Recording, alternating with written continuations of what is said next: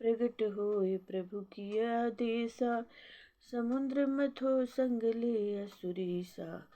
नीति वासुकी नाग बनाओ, मंद्राचल की रही चलाओ। श्री सुखदेव जी बोले, हे राजन, जब ब्रह्मा जी ने अपनी देवमयी वाणी से भगवान की इस प्रकार प्रार्थना की, तब भगवान देवताओं के बीच में प्रकट हो गए। उनके सर्वांग सौंदर्य से अपूर्व थे। चतुर्भुज स्वरूप पीताम्बर पहने, किरीट कुंडल धारण किए हुए, कंठ में वनमाला तथा कस्तुम्भ मणि धारण किए हुए, मंद मंद मुस्कुराहट से सबको आनंदित करते हुए प्रकट हुए। सब देवताओं के साथ ब्रह्मा जी ने स्तुति की। तब भगवान मधुर वाणी में बोले, हे ब्रह्मा, शंकर तथा देवताओं, तुम सावधानी से मेरी आज्ञा सुनो। तुम्हारे लिए वही उत्तम मार्ग है। इस समय भगवान दैत्यों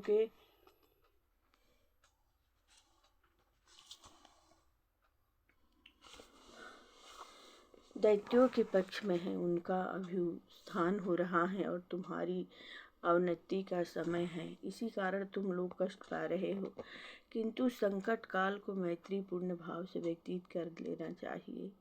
तुम दैत्यों से मित्रता कर लो और क्षीर सागर को मथ कर उसमें से अमृत निकाल कर पान कर लो। दैत्यों की सहायता से यह कार्य बड़ी सुगमता से होगा। उनके हाथ केवल श्रम ही लगेगा। उत्तम फल तुम्ही लोगों को प्राप्त होगा। इस कार्य की सिद्धि के लिए असुर तुमसे जो शर्त स्वीकार कराए वह सब स्वीकार कर लो। शांति पूर्वक अपना काम बना लो। क्रोध मत करना, क्रोध से काम बिगड़ जाते हैं। जब काम बन जाए तब सांप की भांति अपना स्वार्थ बनाकर चूहे को निगल जाना। अमृत पीकर तुम अमर हो जाओगे, तब दैत्यों को मारने में समर्थ रहोगे। सुखदेव जी बोले, हे राजन, देवताओं को यह आज्ञा देकर भगवान ध्यान हो गए। तब देवराज इंद्र देवताओं के साथ राजा बलि के निकट गए और भगवान के आदेश अनुसार अमृत निकालने की बात दैत्यराज बलि को सुनाई। बलि ने उसे स्वीकार कर लिया और दोनों दैत्य तथा देवता मिलकर अमृत मंथन के लिए तैयार हो गए। दोनों दलों ने मिलकर मंदराचल पर्वत को उखाड़ लिया, किंतु उसे समुद्र तक लाना अति कठिन था। बहुत से देवता तथा दानव कुचलकर मर गए।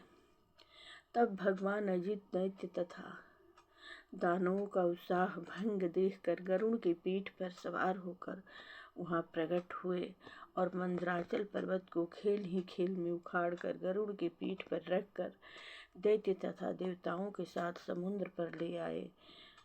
मंदराचल पर्वत की रई तथा वासुकी नाग की नीति बनाकर समुद्र मंथन करने को उद्यत हुए, किंतु मंदराचल बिना किसी आधार के होने से समुद्र के जल में डूबने लगा। तब भगवान ने कच्छप का रूप धारण करके समुद्र में प्रवेश किया और उसे अपनी पीठ पर रख लिया। 1,00,000 योजन चौड़ी पीठ पर मंदराचल घूमने लगा।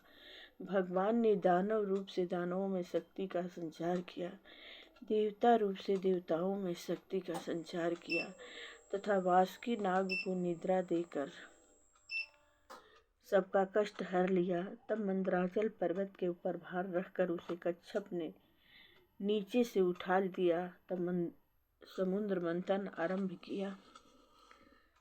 प्रथम भगवान अजित वासुकी नाग के मुख की ओर लगे, सब देवता भी उधर ही लग गए। जब उल्टी बुद्धि वाले दानव दैत्यों ने देखा कि मुंह की ओर लगने में कोई लाभ अवश्य है, तब वे पूंछ छोड़कर बोले कि हम पूंछ नहीं पकड़ेंगे, यह शरीर का अशुभ अंग है। हम किसी से शक्ति में कम नहीं हैं, अतः हम मुंह की ओर का स्थान लेंगे। तब देवताओं ने मुंह छोड़कर पूंछ पकड़ ली और देवताओं ने मुंह पकड़ लिया और देवताओं ने मुंह पकड़ लिया। इस प्रकार दोनों दल समुद्र मंथन करने लगे।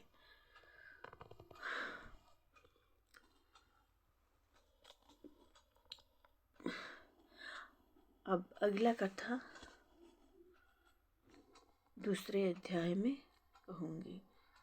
अब समुद्र से क्या क्या निकला।